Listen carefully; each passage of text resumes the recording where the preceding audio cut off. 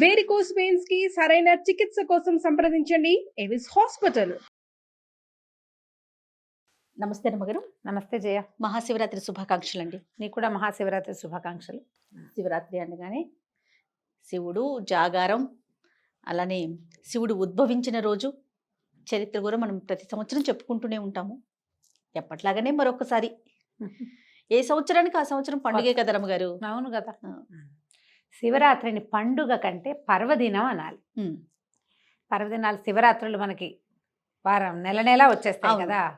పైగా జన్మకో శివరాత్రి అని ఒక వాక్యం వింటుంటాం. జన్మకి ఒక్క శివరాత్రి చేసినా ఒక జన్మానికి సరిపోతుందట, ఆ ఫలితం దక్కుతుంది. జన్మకో శివరాత్రి అంటే అంతే ఇంకా. అయితే శివరాత్రులు మనకి ప్రతి నెల వస్తాయి. ప్రతి నెల ఎప్పుడు వస్తాయి? అమావాస్యకి ముందు రోజు. దీన్ని ఎట్లా నిర్ధారించి ఉండొచ్చు? మన సాధారణమైన ఆలోచన ఏం చేస్తాం మనం? పాడ్యమి, విద్య, తదియ, చవితి, పంచమి, షష్ఠి వరుసగా తిథులు. త్రయోదశి, చతుర్దశి పౌర్ణమి వస్తుంది, లేదా త్రయోదశి, చతుర్దశి అమావాస్య వస్తుంది. వీటిని దేని బట్టి నిర్ధారిస్తారు? జనరల్గా చంద్రుడి తాలూకు కళలు. చంద్రుడు మొదలు పెడతాడు చుక్కలాగాను, ఒక చిన్న అలాగా హల్కంగా, అంటే ఎలాగ అత్యంత అల్పమైన సన్న నూలు పోగులాగా కనపడతాడు. ఆ రోజు ప్రతిపత్తు పాడ్యమే. అవును. అక్కడి నుంచి ఒక రవ. విధినాడు కనపడిన చంద్రుడు తదినాడు తనంతట తనే కనపడతాడు అంటారు. కొంచెం కనిపిస్తాడు. చవితికి కొంచెం, తర్వాత పంచమికి కొంచెం, అట్లా అట్లా అట్లా అట్లా కళలు పెరుగుతాడు, కళలు తగ్గుతాడు. ఇప్పుడు ఆఖరి రోజు ఏమిటి నెలలో? అమావాస్య. అమావాస్య ముందు రోజు చతుర్దశి. ఈ చతుర్దశినే మనం మాస శివరాత్రి అని చెప్పుకుంటాం. అంటే పూర్తి చీకటికి ఒకరోజు ముందు, కొన్ని గంటల ముందు. ఈ రోజున ఏమవుతుంది, ఆకాశంలో ఏమవుతుందో మనకు కనపడదు. అవును, మనం తెలుసుకోలేకపోతాం. అమావాస్య తిథి మంచిది కాదని అసలు కొన్ని పనులు చెయ్యం మనం మన ప్రాంతాల్లో. అమావాస్య అత్యద్భుతమైన తిథి అని భావించేవాళ్ళు ఇంకా కొంతమంది, కొన్ని ప్రాంతాల వాళ్ళు వారి దీన్ని బట్టి. అంటే చంద్రుడికి సూర్యుడికి వారి యొక్క భూభాగము ఏ రకంగా దొరుకుతోందో దాన్ని బట్టి తిథుల యొక్క గొప్పతనాలు అవి నిర్ధారించబడ్డాయి. మనం అష్టమిలు చేసుకోం. అష్టమి మనకి పనికిరాదు. ఒక్క గోకులాష్టమి మాత్రమే చేసుకుంటాం. అవును. ప్రయాణాష్టమి, ప్రవేశ నవమి పనికిరావంటారు మన వైపు. అష్టమి నాడు అష్ట కష్టాలు పాలైపోతాం. అవును. కానీ అష్టమిని ప్రథమాష్టమిగా పూజించే వాళ్ళు ఈ ఒరిస్సా ఆ వైపు అంతా, ఒరిస్సా, బెంగాల్ ఆ వైపు ఇంట్లో మొదట పుట్టిన పిల్లలకి కొత్త బట్టలు కొంటారు, పుట్టినరోజులాగా చేస్తారు. ప్రథమాష్టమి దాని పేరు, మొదటి అష్టమి అని. ఒక అష్టమికి అలా పూజ చేస్తారు. ఓకే. ఇప్పుడు చూడు తేడా, ఎన్ని రకాల తేడాలు ఉన్నాయి మన ప్రాంతాన్ని బట్టి కదా. అయితే ఇప్పుడు మనకి ఈ శివరాత్రికి ఏంటంటే, ఈ ముందు రోజున, అంటే అమావాస్యకి ముందు రోజున ఖగోళంలో, ఆకాశంలో, అంతరిక్షంలో జరిగే రకరకాల మార్పుల వలన దీనిని శివరాత్రిగా నిర్ధారించారు. ఈరోజు ఏంటంటే చంద్రుడు దాదాపుగా కనపడ్డు. ఆ కనపడని రోజున కొన్ని రకాల నక్షత్ర చలనాల వల్ల శక్తిపాతం జరుగుతుంది భూమి మీదకి అని చెప్తారు. పైనుంచి ఒక రకమైన శక్తి భూమి మీదకి వస్తుందని, ఆ సమయంలో మనం వెన్నెముక నిటారుగా ఉంచి ధ్యానము, ఉపవాసము, జాగరణం చేస్తే మానవ దేహం దాన్ని తీసుకోగలుగుతుందని చెప్తారు. అంత ప్రత్యేకమైన రోజు కాబట్టి మాస శివరాత్రి ప్రత్యేకంగా రాస్తారు క్యాలెండర్స్లో. ఈ మాస శివరాత్రి నాడు మనం ఏం చేయొచ్చు? మనం ఏమి చెయ్యం. మామూలు జనాలు ఎవరు ఏం చేయరు. సిద్ధాంతంగా ఒక పద్ధతి ప్రకారము జీవిత గమనం ఉన్నవాళ్ళు, పెద్దవారు, తర్వాత ఏమో యజ్ఞయాగాదులు చేసేవాళ్ళు, తపస్సు ఏదో ఒక ధ్యానము అవి అడ్డు పెట్టుకున్న వాళ్ళు, ఈ ఇళ్లలో పద్ధతి ఉన్న వాళ్ళు ఏం చేస్తారు? ఈ రోజున తప్పకుండా శివార్చన చేసుకుంటారు. ఓకే. శివుడికి అర్చన అనగానే అభిషేక ప్రియ శివ, ఆయనకి ప్రత్యేకంగా అభిషేకం. ఆ రోజున ఆహార నియమం పెట్టుకుంటారు. ప్రతి మాస శివరాత్రికి జాగారం చేసే విధానం కూడా ఒకప్పుడు ఉండేదట. ఓహో. జాగరణ చేస్తే విశేషమైన ఫలితం లభిస్తుందని. పర్టికులర్గా ఇప్పుడు మనం చూడబోయే ఈ మహాశివరాత్రి నాడు, ఇది చూడు అన్నిటికీ శివరాత్రి, మహాశివరాత్రి పెట్టారు. దీనికి ఒక్కదానికే మహాశబ్దం పెట్టారు. ఈ మహత్శబ్దాన్ని ఎందుకు చేర్చారంటే అత్యంత గొప్పది. దీని గొప్పతనానికి కారణము సూర్యుడు మకర రాశిలోకి ప్రవేశించటం అయి ఉండొచ్చు. ఆయన మారింది, నడక మారింది కదా.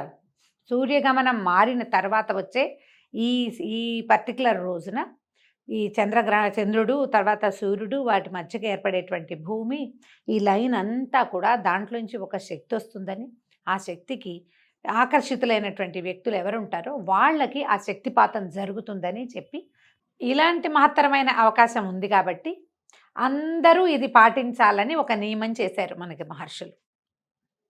ఈ రోజున మామూలుగా మా శివరాత్రులు చేసుకున్నా చేసుకోకపోయినా మహాశివరాత్రి నాడు శివ ధ్యానం, శివ సంబంధమైన పూజ, శివుడి కోసమే ఉపవాసం, శివుడి కోసమే జాగరణ.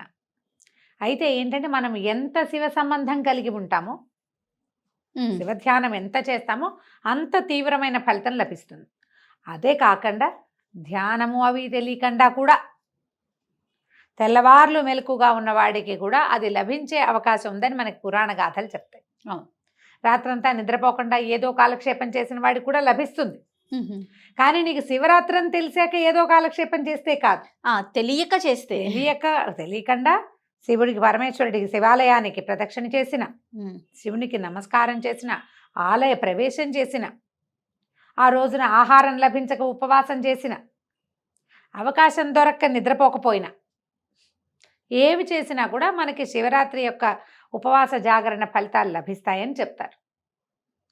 మరి వాంటెడ్లీ జాగ్రత్తగా కావాలని శ్రద్ధతోటి, భగవంతుని పట్ల ప్రేమ విశ్వాసాలతోటి ఈ శివరాత్రి పర్వదినాన్ని యథావిధిగా ఉదయకాల స్నానం చేయటం, ఇవాళ 6 గంటల నుంచి తెల్లవారాక సూర్యోదయం నుంచి మరుసటి రోజు సూర్యోదయం దాకా నువ్వు ఏ చిన్న అర్చన చేసినా అది శివుడికే చెందుతుంది. దేని ఫలితం దానికి ఉంటుంది. అందుకని ఏం చేస్తారు, ఏకాహం మొత్తం అని ఆ రోజు తెల్లవారి 6 గంటల నుంచి సూర్యోదయం అవ్వగానే అక్కడి నుంచి స్టార్ట్ చేసి మొత్తం మరుసటి రోజు తెల్లవారేదాకా, శివరాత్రి మర్నాడు తెల్లారేదాకా కూడా పూజ చేసే విధానం కనిపిస్తుంది. దీంట్లో రకరకాల విధానాలు. ఏకాదశి రుద్రాభిషేకం చేస్తారు, 11 రుద్రాలు. ఏకరుద్రమే చేయగలిగిన వాళ్ళు ఏదో ఒక పూట పూజ ఏకరుద్రం చేసుకోవచ్చు. మామూలుగా ఉపవాసము తర్వాత జాగరణ చేసుకోవచ్చు. తెల్లవార్లు పూజ చేసేది దేవాలయాల్లో, మఠాల్లో, పీఠాల్లో, కొన్ని చోట్ల ఇళ్లల్లో కూడా ఓపికమంతులు శ్రద్ధాళువులు కొంతమంది ఉంటారు కదా, వాళ్ళు అలా చేసుకోవచ్చు.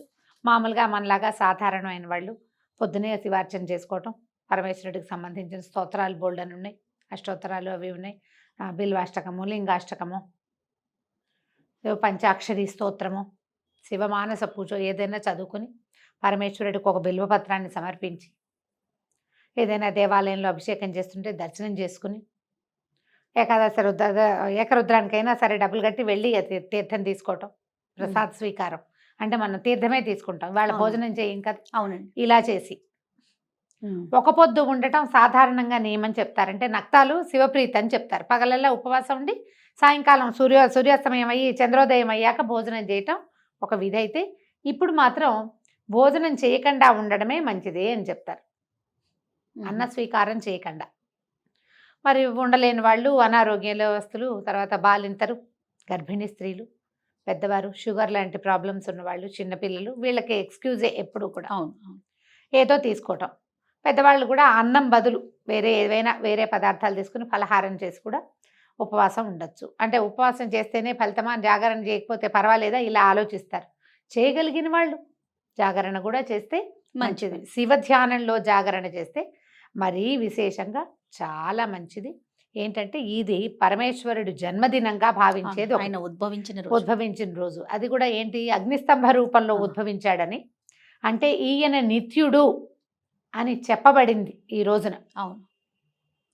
బ్రహ్మ విష్ణువులు వాళ్ళిద్దరికంటే కూడా ఈయన నిత్యుడని, పరమేశ్వరుడే నిత్యుడని ప్రూవ్ చేయబడిన రోజు అన్నమాట. అయితే ఈయన యోగి, ప్రథమ యోగి అని చెప్తారు. మనకి ఏంటంటే భాష ఎక్కడి నుంచి పుట్టిందంటే పరమేశ్వరుడి డమరుకనాదం నుంచి పుట్టింది. పరమేశ్వరుడు డమరుకాన్ని కదిపితే అందులో నుంచి వచ్చిన రకరకాల శబ్దాలు, ఒకసారి ఇట్లా అనుకో ఒక సౌండ్ వస్తుంది, ఇట్లా అంటే 2 సౌండ్లు వస్తాయి కదా, అట్లా ఆయన కదిపిన శబ్దాల నుంచి, ఆ శబ్దంలో నుంచే ఆ ఈలు వచ్చినాయి. ఓహో, భాష అక్కడే పుట్టింది. అలాగే నిత్యము తపస్సుగా కనపడేవాడు పరమేశ్వరుడే, నిత్య తపస్వి. ఎప్పుడు కూడా ఆయన ధ్యానంలోనే ఉంటాడు. అలాంటి ధ్యానానికి ఆదిమూర్తి ఆయన. పరమేశ్వర ఆరాధన చేసేవాళ్ళు ఆ యోగ సాధనలో వాటిల్లో ముందుకెళ్తారండి. పరమేశ్వరుడు ఏంటంటే ఐశ్వర్యకారకుడు, మోక్షప్రదాత కూడా. మనం జీవించి ఉండగా ఐశ్వర్యాన్ని ఇస్తాడు, మరణానంతరము మోక్షాన్ని ఇస్తాడు పరమేశ్వరుడు. అటువంటి పరమేశ్వరుణ్ణి ఇలా పర్వదినాలలో అర్చించే అవకాశాన్నైనా తప్పకుండా సొంతం చేసుకోవాలి. పిల్లలకి నోటికి చెప్పాలి. మనం కూడా ఈ రోజున ఇది పర్వదినం కదా, పైగా సంవత్సరానికి ఒక్కరోజు వచ్చేది. అవును. దుర్భాషలాడడం, అక్కర్లేని మాటలు మాట్లాడడం, అనవసరమైన ప్రయత్నాలకి పోకుండా, పోట్లాటలకి వాదులాటలకి దిగకుండా ఓం నమ శివాయ అనే పంచాక్షరి జపాన్నే చేసుకుంటూ అదే ధ్యానంగా కనుక ఉంటే అద్భుతమైన ఫలితం వస్తుంది. ఈ ఫలితం అంటే మనకి రావాల్సింది ఖచ్చితంగా వస్తుంది. అది ఎప్పుడు కూడా కావాల్సినవి ఇవ్వడు దేవుడు, మనకి రావాల్సినవే ఇస్తాడు. మన యొక్క పాత్రతని గ్రహించే ఇస్తాడు. కానీ ఇది మోక్ష సాధనకి ఈ మహాపర్వదినాలలో అత్యంత అద్భుతమైనది శివరాత్రిగానే చెప్పబడుతుంది. ఈ రకంగా ఈ శివరాత్రి పూజా విధానాన్ని చక్కగా జరుపుకోండి ప్రశాంతంగా. దీని వల్లనే అంటే ఎందుకు ఈ రోజుకి ఇంత ప్రాముఖ్యత వచ్చింది అనేది మనకి క్లియర్గా అర్థమైంది కదా. అవును. ఇంత ముఖ్యమైన రోజుని ఎందుకు పోగొట్టుకోవాలి? జన్మానికి ఒక శివరాత్రి ఎప్పుడో ఓసారైనా చెయ్యండి అంటుంటే ఏడాదికి ఓ రోజు చేయలేకపోతామా? అది చేయలేము. చక్కగా మౌనాన్ని ఆశ్రయించి ఉండగలిగిన మహత్తరంగా ఉంటుంది. ఏమీ ఇబ్బంది లేదు వస్తుంది. కాబట్టి దేవాలయాల్లోనూ ఇళ్లలోనూ మన ఇంట్లోనే ఎవరైనా పంతులు గారిని పిలిపించుకుని ఆయనే శివలింగం తెస్తారు. మన ఇంట్లో లేకపోతే ఎలాగని కంగారు పడి కొనుక్కురా ఒక్కర్లా, ఆయనే శివలింగాన్ని, చిన్న శివలింగాన్ని లేదా పార్థివలింగాన్ని అయినా పెట్టి మన ఇంట్లో అభిషేకం చేస్తారు. చక్కగా దగ్గరుండి అభిషేకం చేసుకోండి, అభిషేక తీర్థం తీసుకోండి. అభిషేకం జరుగుతున్నంతసేపు ఆ మంత్రం మనకి రాకపోతే ఓం నమ శివాయ అని చెప్పుకుంటూ ఉండొచ్చు. నమశివాయ అని కూడా సులువు కదా. అవునండి. పిల్లలు కూడా ఆ మంత్రాన్ని మనం నోటికి చెప్పించవచ్చు. శివ సంబంధమైన స్తోత్రాలతోటి ఈ పర్వదినాన్ని ప్రశాంతంగా జరుపుకోండి. తప్పకుండా రమ్మగారు. నమస్తే. నమస్తే.